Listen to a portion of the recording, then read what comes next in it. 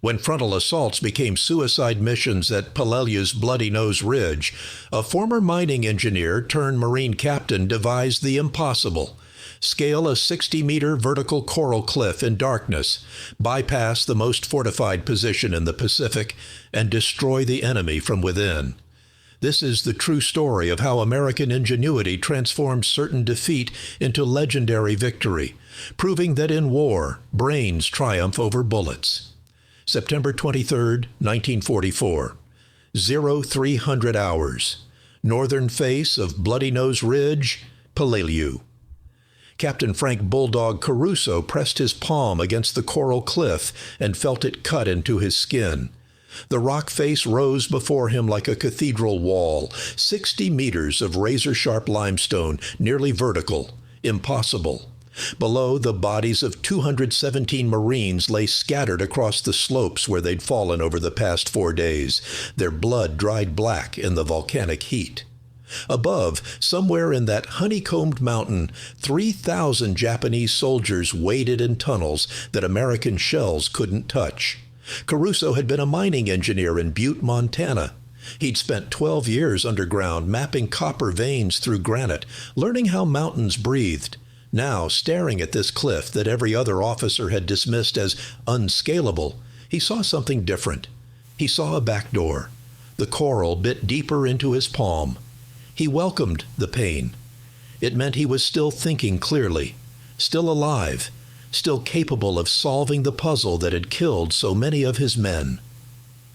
Captain, Sergeant Tommy Hendricks materialized from the darkness, his face a mask of coral dust and exhaustion. Colonel wants to know if we're really doing this. Caruso looked up at the cliff again. In the pre-dawn blackness, it disappeared into nothing. Behind them, 14 hand-picked men waited, climbers from Colorado, Montana, Wyoming, farm boys who'd scaled barn roofs, college kids who'd spent summers in the Rockies. Not one of them weighed more than 160 pounds. "Tell the colonel," Caruso said, "that we're going where the Japanese think we can't." The fortress that couldn't fall. 4 days earlier, the invasion of Peleliu was supposed to last 3 days. Major General William Rupertus had promised his Marines a quick fight. Rough but fast, we'll be through in 72 hours. He was wrong by 70 days. The Japanese had spent 18 months transforming Bloody Nose Ridge into something unprecedented in Pacific warfare. Colonel Kunio Nakagawa had abandoned the beach defense strategy that had failed at Tarawa and Saipan. Instead, he'd moved his entire garrison into the island's central mountain range, a series of coral ridges honeycombed with 500 caves and 11 miles of interconnected tunnels. They'd blasted artillery positions into solid rock, created hospital complexes 30 feet underground, built ammunition magazines that could withstand direct hits from naval guns, installed narrow firing slits that allowed them to see everything while remaining invisible. The mountain itself had become a weapon, and it was killing Americans by the dozen. 1st Battalion, 1st Marines, the same unit that had raised the flag at Guadalcanal, attacked the ridge on September 19th.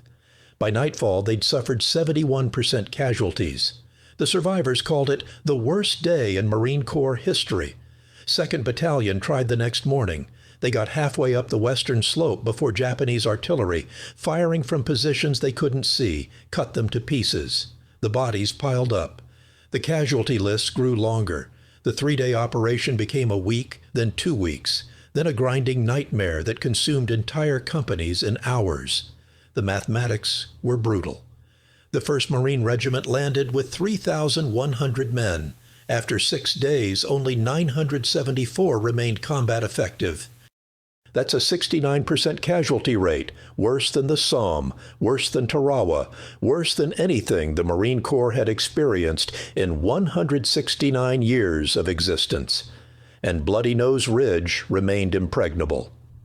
The engineer who saw differently, Frank Caruso, had arrived on Peleliu with the second wave, expecting to coordinate bridge building and road clearance. Instead, he'd spent 4 days watching young men die against an enemy they couldn't reach. On the 5th day, he asked for permission to study the northern face. "There's nothing there," his battalion commander said. "It's vertical coral. A lizard couldn't climb it." "That's why the Japanese aren't defending it," Caruso replied. He spent 6 hours examining the cliff through field glasses. What others saw as impossible, his mining engineer's eye recognized as merely difficult. The coral, formed over millions of years from ancient reefs, had natural fractures, vertical cracks where water had once run. These fissures created natural handholds every 8 to 10 feet. The cliff wasn't smooth, it was textured like a giant rasp. More importantly, it was unguarded. The Japanese had concentrated their defenses on the southern and western approaches, the logical attack routes. They'd built firing positions to cover every gully, every ravine, every conceivable path up the mountain. But the northern face? They'd left it empty. Not because they were careless, but because they were rational. Why waste men guarding a wall that nature itself had made impassable? Caruso saw their rationality as his opportunity. That evening he presented his plan to Colonel Louis Chesty Puller, the legendary Marine officer who'd become battalion commander after his predecessor was killed on day 3. "You want to do what?" Puller said, his pipe frozen halfway to his mouth. "Scale the northern face at night. 14 men. Hit them from above and behind. Frank, that cliff is 60 meters of knife-edge coral." "62 meters, sir. I measured it." Puller studied the map. His face was gray with exhaustion.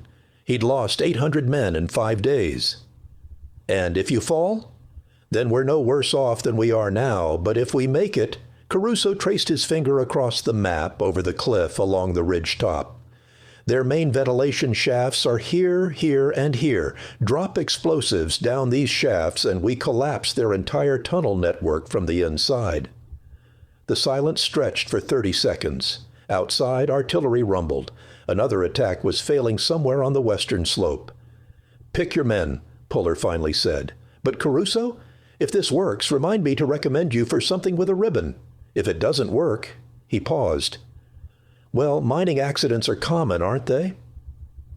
Assembling the impossible team. Caruso chose men the way a conductor chooses musicians, not for strength, but for precision. Private First Class James "Spider" Kowalski from Boulder, Colorado. 22 years old, 148 pounds, certified mountain guide before the war. Could find handholds on wet glass. Corporal Robert Chen, son of Chinese immigrants raised scrambling across San Francisco's construction sites. Small hands, strong fingers, absolute fearlessness. Sergeant Tommy Hendricks from Wyoming ranch country had climbed every cliff face in the Tetons by age 16. Quiet, methodical, unshakable. Lieutenant David Brennan, Princeton geology major, who'd spent 3 summers mapping rock formations in the Appalachians. Understood stone like other men understood women, 10 more like them. Collectively, they weighed less than a single platoon. They carried 240 pounds of explosives, 300 feet of rope, 16 climbing pitons, 14 phosphorus grenades, and enough audacity to attempt what military doctrine said was impossible. They trained for 2 days in a ravine behind American lines, practicing on a 40-foot coral outcrop. Spider Kowalski went first, his movements fluid despite the razor-sharp rock. He reached the top in 11 minutes, trailing rope behind him. "It's like climbing a cheese grater," he said, showing his shredded palms. "But it's doable." The others followed, some faster, some slower, all bleeding. By the second day, every man had climbed the practice wall 6 times. Their hands looked like raw meat. Caruso made them practice twice more. "In the dark," he said. "No moon, no starlight, just feel." They climbed with their eyes closed, learning to read the rock through their fingertips, learning where the coral would hold, where it would crumble, learning to trust texture over sight.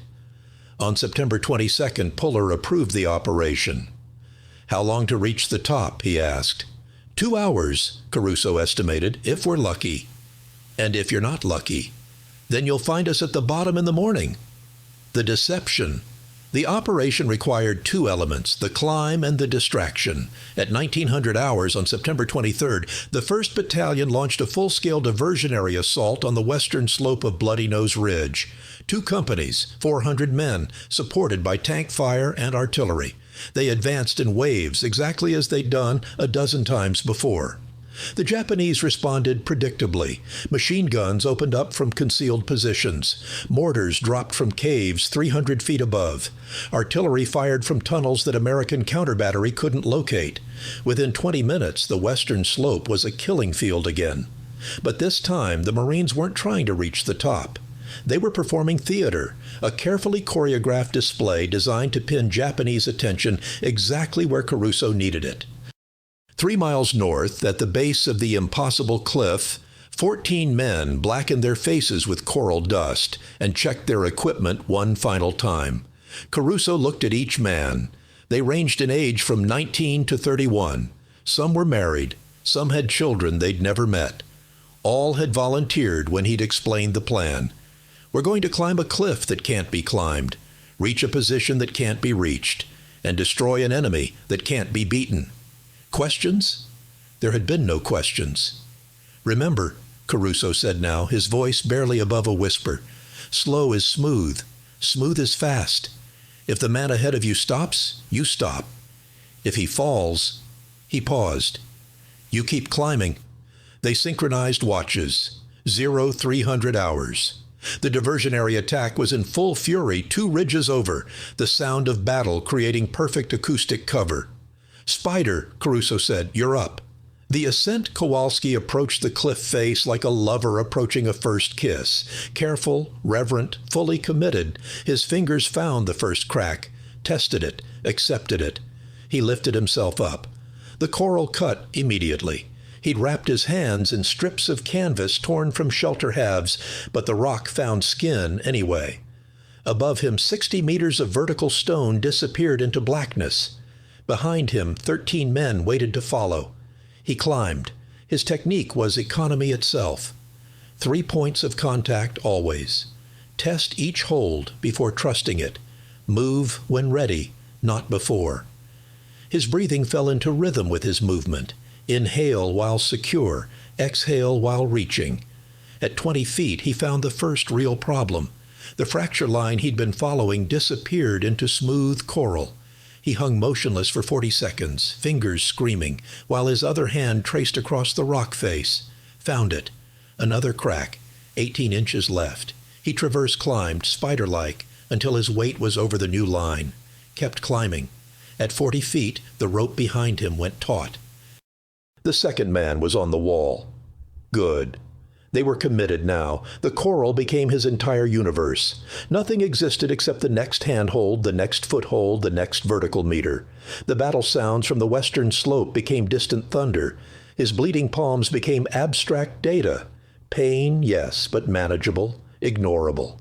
At 60 feet, halfway, he allowed himself 5 seconds of rest, found a natural ledge wide enough for both feet, wedged himself against the rock face, looked down. Mistake. The ground was invisible in the darkness, but his body knew how high he was. His legs trembled, his fingers cramped. For a terrible moment, gravity became real, became personal, became hungry.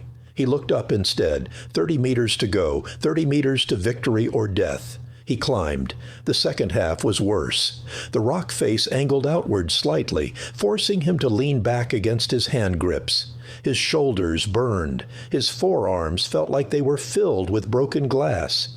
Below him, 12 men hung on the cliff face like human ornaments, trusting his route finding, trusting his judgment. He couldn't fail them. At 90 feet, his left hand found emptiness. The cliff face ended. He'd reached the top. Kowalski pulled himself over the edge and lay flat on solid ground for exactly 10 seconds. Then he secured the rope to a coral outcrop and gave 3 sharp tugs. Below, Corporal Chen began climbing. The impossible made real. One by one, they came over the edge. Brennan, then Hendricks, then the others. Each man bloodied, exhausted, triumphant. The climb that military doctrine said was impossible had taken 1 hour and 47 minutes. They'd done it in darkness, in silence. while the Japanese garrison 200 meters south focused entirely on the diversionary attack. Caruso came up last, carrying the bulk of the explosives. His arms were rubber, his hands were ribbons. He didn't care. They were behind Japanese lines, above their fortifications exactly where they needed to be. He gathered his men in a shallow depression 30 meters from the cliff edge. They could hear the Japanese now, voices echoing from ventilation shafts, the clatter of ammunition being moved through tunnels, the mechanical efficiency of an army that thought itself invulnerable. 3 shafts, Caruso whispered, pointing. Alpha team takes the northern shaft. Bravo takes center. I'll take south with Hendricks and Chen. 20 pounds of TNT down each shaft. 30-second fuses. When they blow, we move to the secondary shafts here and here. Questions? Spider Kowalski raised his shredded hand. After we drop the charges, sir? We climb down the way we came up, in daylight? Preferably before daylight. Now move. They split into 3 teams and crawled toward their objectives.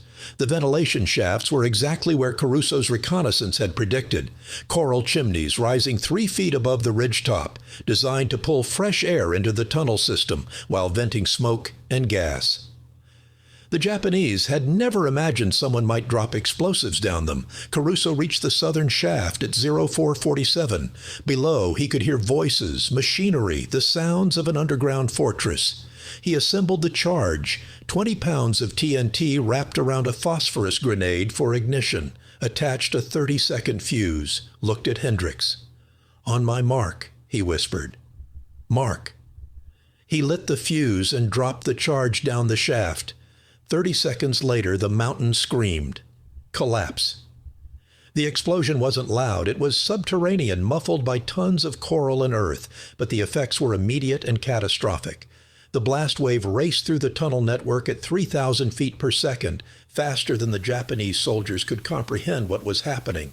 Reinforced chambers that had withstood naval bombardment cracked open. Support timbers splintered.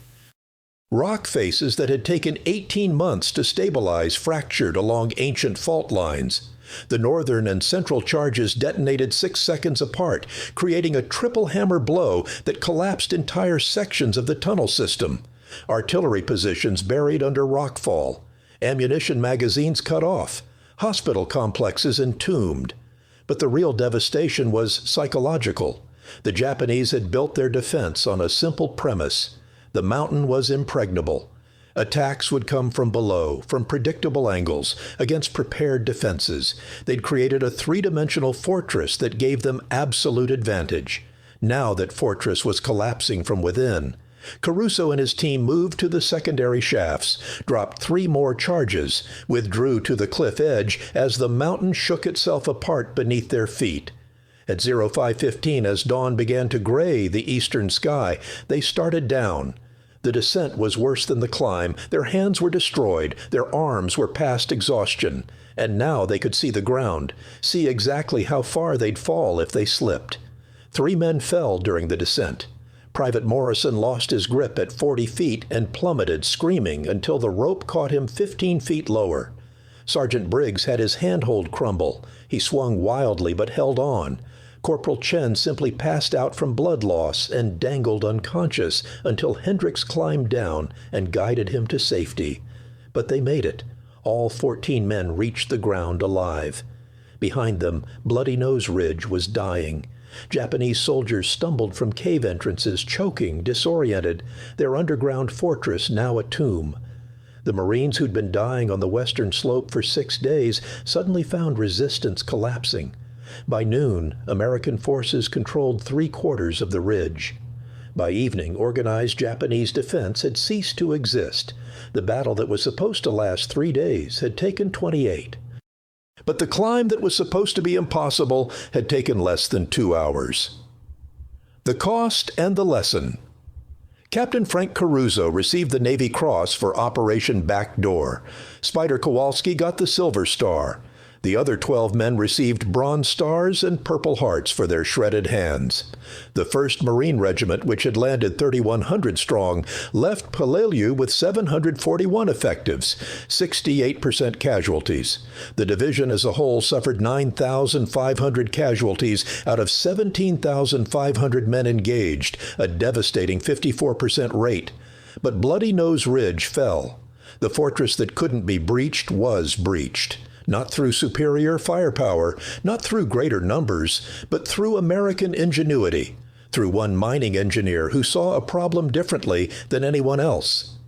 In the decades after Peleliu, military historians would debate whether the island needed to be taken at all. Some called it the most controversial battle of the Pacific War, arguing its strategic value didn't justify its cost.